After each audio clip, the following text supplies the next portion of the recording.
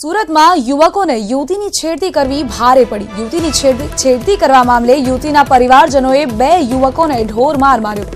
રોષે ભરાયેલા ટોળાએ બંને યુવકોને લાકડી વડે ઢોર માર માર્યો। માર મારવાનો વિડીયો સોશિયલ મીડિયામાં વાયરલ થઈ રહ્યો છે। આ મામલે કતારગામ પોલીસે ગુનો નોંધીને આગળની તપાસ હાથ ધરી છે।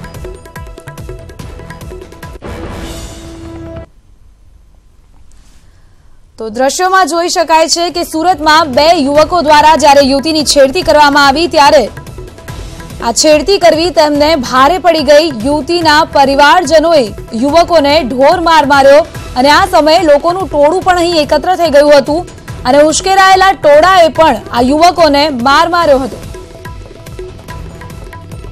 વધુ માહિતી સાથે જોડાઈ ગયા છે સંવાદદાતા કીર્તેશ પટેલ। કીર્તેશ, વીડિયો વાયરલ થયો છે, યુવકોને ઢોર માર મારવામાં આવ્યો છે, શું માહિતી મળી રહી છે આ મામલે?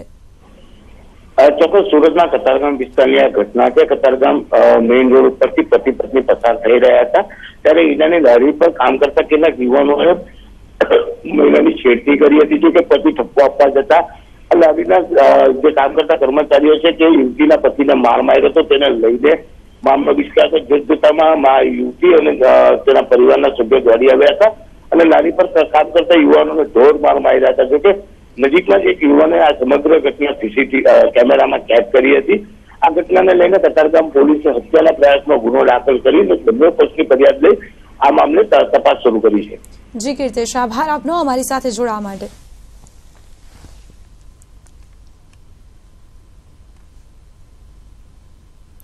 અને હવે વાત કરીએ 2019ના મહાભારતની।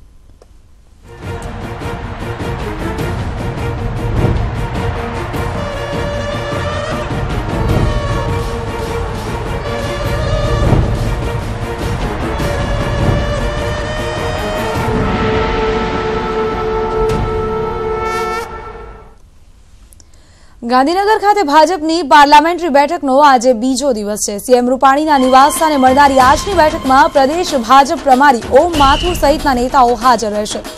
આજે લોકસભાની 11 બેઠકો માટે ઉમેદવારોની પેનલ તૈયાર કરાશે, જેમાં મહેસાણા, પાટણ, બનાસકાંઠા, સાબરકાંઠા, જામનગર, અમરેલી, ભાવનગર, સુરેન્દ્રનગર, ગાંધીનગર, અમદાવાદ પૂર્વ અને પશ્ચિમ બેઠકો પર ચર્ચા કરવામાં આવશે અને ઉમેદવારોના નામ નક્કી કરાશે।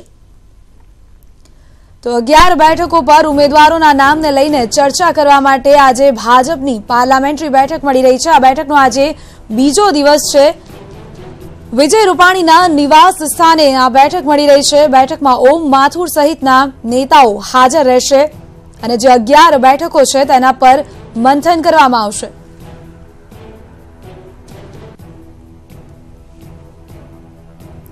વધુ માહિતી સાથે જોડાઈ ગયા છે સંવાદદાતા હિતેન્દ્ર બારોટ। હિતેન્દ્ર, બેઠકનો આજે બીજો દિવસ છે, 11 બેઠકોને લઈને ચર્ચા વિચારણા કરવામાં આવનાર છે, શું માહિતી મળી રહી છે આ બેઠકને લઈને?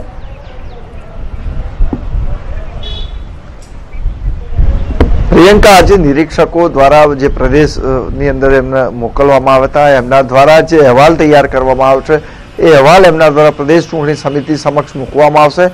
ત્યારબાદ દરેક લોકસભા બેઠક વાઇઝ પેનલ તૈયાર કરવામાં આવનાર છે। વાત કરીએ અમદાવાદ પૂર્વની, અમદાવાદ પૂર્વ માટે પરેશ રાવલ અત્યારે સાંસદ છે, પરંતુ આ વખતે પરેશ રાવલની વિદાય નિશ્ચિત માનવામાં આવી રહી છે। એમની જગ્યાએ અન્ય નામોની ચર્ચા થઈ રહી છે। એને બ્રાહ્મણ ઉમેદવાર જ આમ તો પાર્ટી દ્વારા, બીજેપી દ્વારા વર્ષોથી મૂકતા આવ્યા છે, ત્યારે આ વખતે ફરી એક વખત વાત કરીએ તો બ્રાહ્મણ ઉમેદવારોની વાત કરીએ તો અમૂલ ભટ્ટનું નામ પણ ચર્ચામાં છે। સાથે સાથે વાત કરીએ અન્ય ઉમેદવારોની તો વલ્લભ કાકડિયા જે અત્યારે ધારાસભ્ય ઠક્કરનગરના છે, આ ઉપરાંત અમદાવાદ શહેર ભાજપના પ્રમુખ તરીકે રહેલા એવા જગદીશ પંચાલ કે જે વિશ્વકર્મા સમાજમાંથી આવે છે, એમનું નામ પણ એટલું જ ચર્ચામાં છે।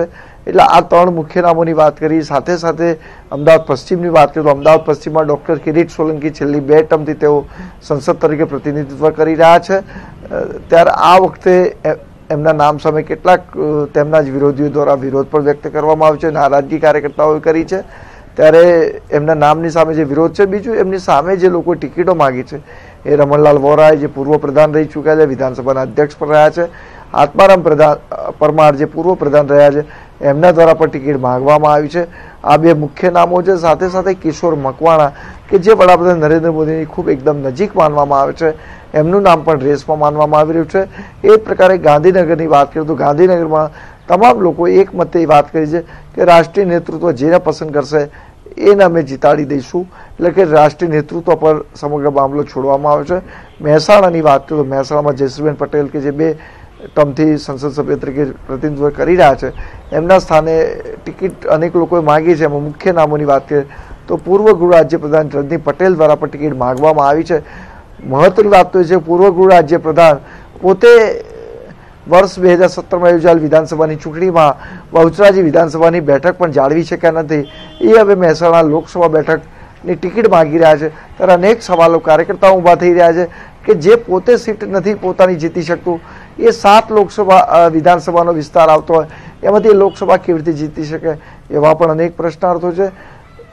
આશાબેન પટેલ દ્વારા પણ ટિકિટ માગવામાં આવી છે. નીતિન પટેલ જે મહેસાણા જિલ્લા ભાજપના પ્રમુખ છે એમને પણ ટિકિટ માગેલી છે.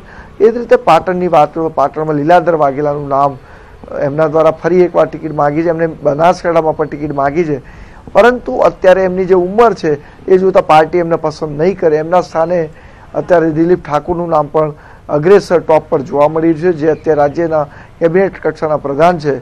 સાથે બીજા જે નામોની વાત કરીએ તો જુગલ ઠાકોરનું નામ પણ રેસમાં છે. નટુજી ઠાકોર કે જે રાજ્યસભાના સાંસદ રહ્યા છે, પરંતુ તે 6 વર્ષના એમના કાર્યકાળ દરમિયાન તેઓ ઠાકોર સમાજમાં પ્રભુત્વ જમાવવામાં નિષ્ફળ ગયા છે, એટલી જ હકીકત છે. જુગલ ઠાકોરની વાત કરીએ તો જુગલ ઠાકોર પણ પૂરી પાટણ લોકસભા પર એટલું પ્રભુત્વ ધરાવતા નથી. એમને પ્રયત્ન ચોક્કસ કર્યો છે, પરંતુ એમને તક મળે છે કે કેમ એ જોવાનું રહ્યું. એટલે પાર્ટી પાસે ઠાકોર સમાજમાં કોઈ મજબૂત વિકલ્પ જોવા મળતો નથી. એટલે ઠાકોર સમાજમાં જો મજબૂત વિકલ્પ ભારતીય જનતા પાર્ટી પાસે હોય તો એકમાત્ર દિલીપ ઠાકોર છે જેને પાટણ બેઠક પરથી લડાવી શકાય. એ જ રીતે જોવા જઈએ તો બનાસકાંઠામાં હરિભાઈ ચૌધરીનો પણ વિકલ્પ પાર્ટી પાસે નથી, કે સમગ્ર ઉત્તર ગુજરાતમાં ચૌધરી સમાજના નિર્ણાયક મતો છે. ત્યારે ચૌધરી સમાજને 1 લોકસભાની બેઠક આપવી એ વર્ષોથી બીજેપીની પરંપરા રહી છે. ત્યારે હરિભાઈ ચૌધરીને રિપીટ કરવામાં આવે તેવી પૂરેપૂરી શક્યતાઓ છે. શંકરભાઈ ચૌધરી અત્યારે તો સ્પષ્ટપણે ઇનકાર કરી રહ્યા છે, પરંતુ એ પણ લોકસભાની બેઠક માટે મજબૂત દાવેદાર માનવામાં આવી રહ્યા છે. પરંતુ એમના કિસ્સામાં પણ એ જ બાબત આવે છે કે પોતે પોતાની બેઠક જાળવી શક્યા નથી, પોતે વાવ બેઠક પણ જીતી શક્યા નહોતા. ત્રીજા નામોની વાત કરીએ તો વસંત ભટોળ કે જે પૂર્વ ધારાસભ્ય દાંતાના રહી ચૂક્યા છે. એ જ પ્રકારે એમના પિતા જે પોતે ગુજરાત મિલ્ક માર્કેટિંગ ફેડરેશનના ચેરમેન રહ્યા છે, એ પ્રતિભાઈ ભટોળનું નામ પણ રેસમાં છે. પરબતભાઈ પટેલ પણ અત્યારે રાજ્ય કક્ષાના પ્રધાન છે, પરંતુ એમને કોઈ રીતે ટિકિટ માગી નથી, પરંતુ પાર્ટી એમની પર પણ કળશ તોડી શકે. બધું હરિભાઈ ચૌધરીની વાત, તમામ નામોની વાત કરીએ તો હરિભાઈ ચૌધરીનું નામ ટોચ ઉપર એટલા માટે છે કારણ કે એ પણ વડાપ્રધાન નરેન્દ્ર મોદી અને કહી શકાય કે અમિત શાહની પણ ગુડ બુકમાં માનવામાં આવી રહ્યા છે. આ તમામ નામોની વાત કરીએ તો અમરેલીની વાત કરીએ તો આજે અમરેલીની પણ બેઠકની ચર્ચા થવાની છે. તો અમરેલીની વાત કરીએ તો અમરેલીમાં નારણ કાછડિયા પણ 2 ટર્મ સંસદ સભ્ય રહી ચૂક્યા છે. એમની સામે પણ કાર્યકર્તાઓમાં નારાજગી છે. એટલે ત્યાં આગળ લેવા પટેલમાંથી જ પસંદગી કરવામાં આવતી પૂરેપૂરી શક્યતાઓ જોવા મળી રહી છે. ભરત કાનાબાર છે ઠક્કર સમાજમાંથી આવે છે, પણ ઠક્કર સમાજને ત્યાં પ્રતિનિધિત્વ મળે તેવી કોઈ શક્યતા જોવા મળતી નથી. જી બિલકુલ હિતેન્દ્ર, આભાર આપનો અમારી સાથે જોડાવા માટે.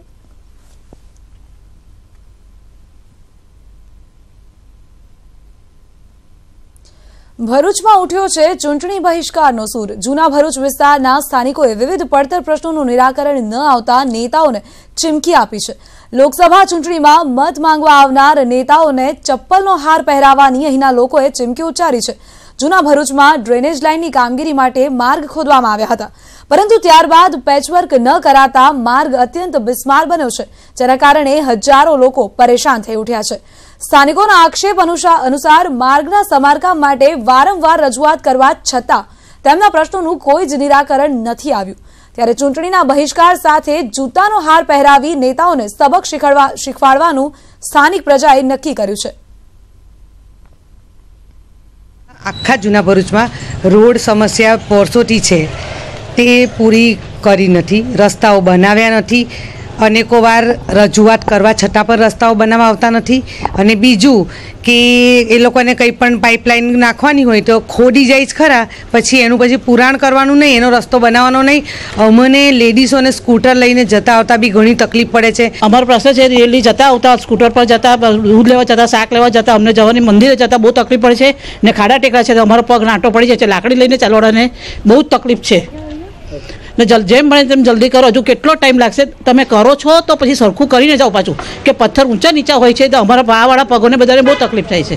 સ્થાનિક ભરૂચના અને જૂના ભરૂચના રહીશોએ બેનર લટકાવેલા છે કે હવે જો ચૂંટણીમાં ભાજપ ભારતીય જનતા પાર્ટીના કોઈ પણ રાજ્યસભાના સાંસદ હોય, લોકસભાના સાંસદ હોય, ધારાસભ્યશ્રી કે નગરપાલિકાના પ્રમુખશ્રી જો અમારા વિસ્તારમાં દેખાશે તો અમે એમને બૂટ ચપ્પલ હાર પહેરાવીશું.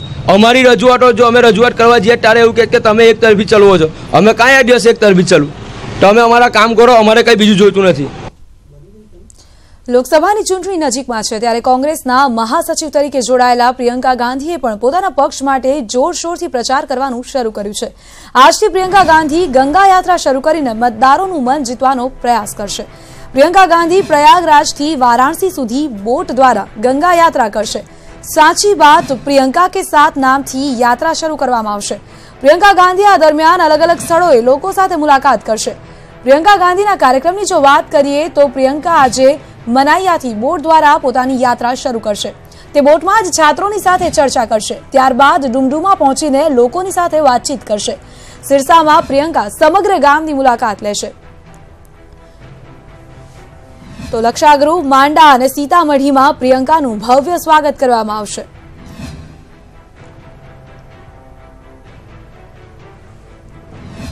सबसे पहले तो मैं आपको सुरक्षा का इंतजाम आपने पूछा, ये दिखाता हूँ। यहाँ पर पुलिस की आप प्रेजेंस देख सकते हैं। पुलिस के जो जवान हैं काफी संख्या में। इसके अलावा स्पेशल प्रोटेक्शन ग्रुप जो एसपीजी सुरक्षा प्राप्त हैं वो तो एसपीजी के लोग भी यहाँ पहुंचे हैं।